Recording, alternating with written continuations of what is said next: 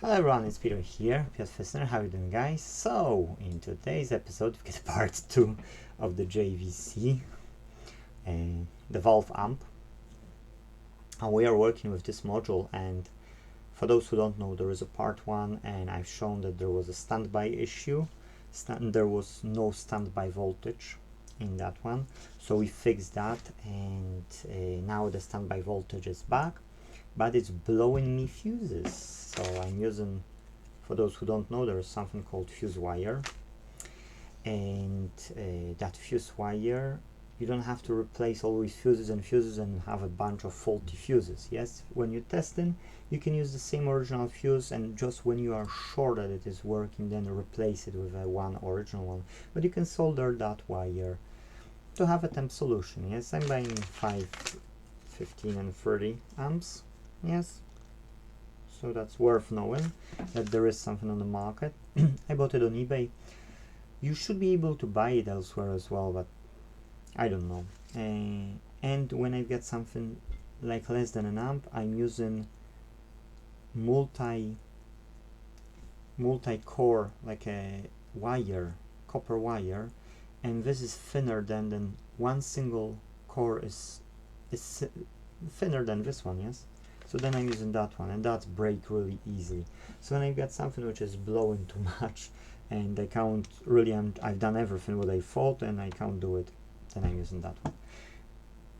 But anyway, you've got them even in B&Q 0.7 millimeter wires, copper, not enameled copper wire, just plain.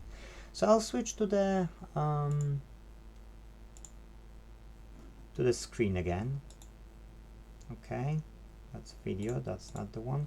So why I'm on the 7509-55N? Well, I'm on it, excusez-moi, because of this thing happened. So yes, after the standby was fine, it turns out that it's blowing me fuses. So let's look more. You see, that's on this, that's how it's looking inside. It was soldered wire, of course, but we've got a standby eventually.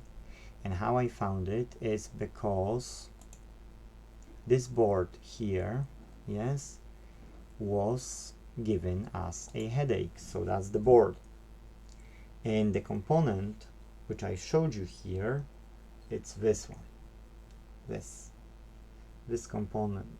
Yes, that's this 7509, which I thought will be 75 like LM or L.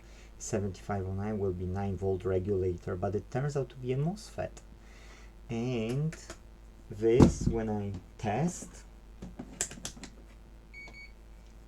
has a short. So as we know, MOSFETs have 3 connections. Let's switch to the photos so that you can understand it better. Okay, so we've got 1, 2 and 3. So 1 is a gate, 2 is a drain, and 3 is a source. And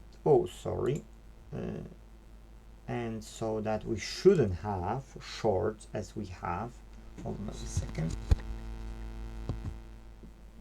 as we have. So let's get on this and look, 2 and 3, which is drain and a source, and then when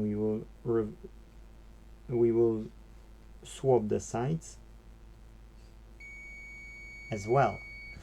So either this MOSFET is dead or there is some other issue. So I will pause, I will remove the MOSFET, and we will see if that's the MOSFET or something on the line of the MOSFET causing the short. Be right back. Okay, so I didn't test it yet, I don't know. So we had it on the pin 2 and 3 as a short.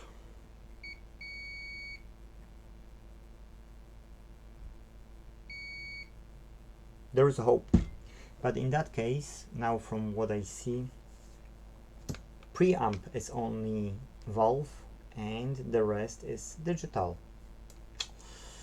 It's a shame to be true, but when I've seen that huge radiator, I knew that might be the case.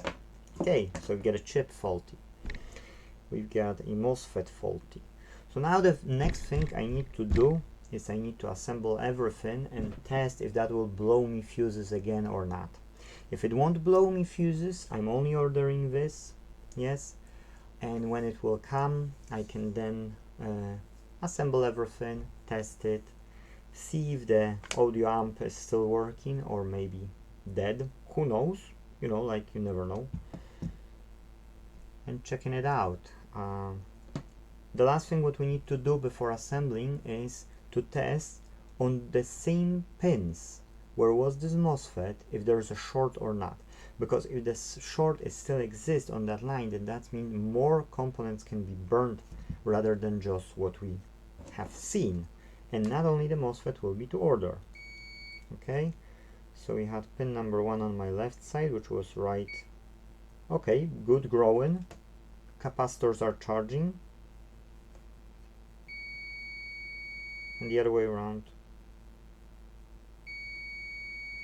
can be, but this way it's okay, it's charging. So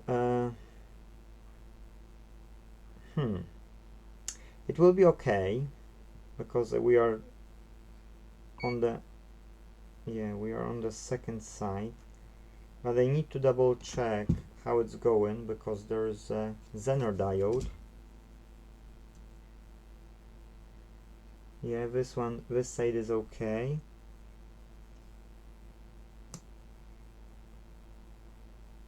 This one is fine.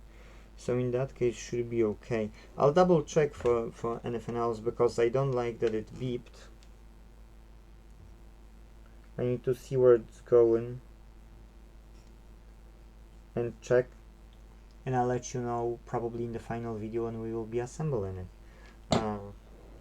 Normally you shouldn't have anything shorted like we've heard beep over there normally, yes, but in some cases you can have, as we didn't have in one way, we didn't have both ways, but we had only one way beep. I take it as a yes, as a good, but I'll still double check it after the video. I don't want to make the video too long, yes, I just wanted you to show what's going on with this thingy, with this JVC, because I recorded part 1 and I said that I will record part 2 if there will be anything else worth the recording, and it was. So you see, you get one extra chip as well to replace. Thank you guys for watching, see you in the next video, and if possible leave me a like button underneath. If possible, let's fix them all. Take care, yo.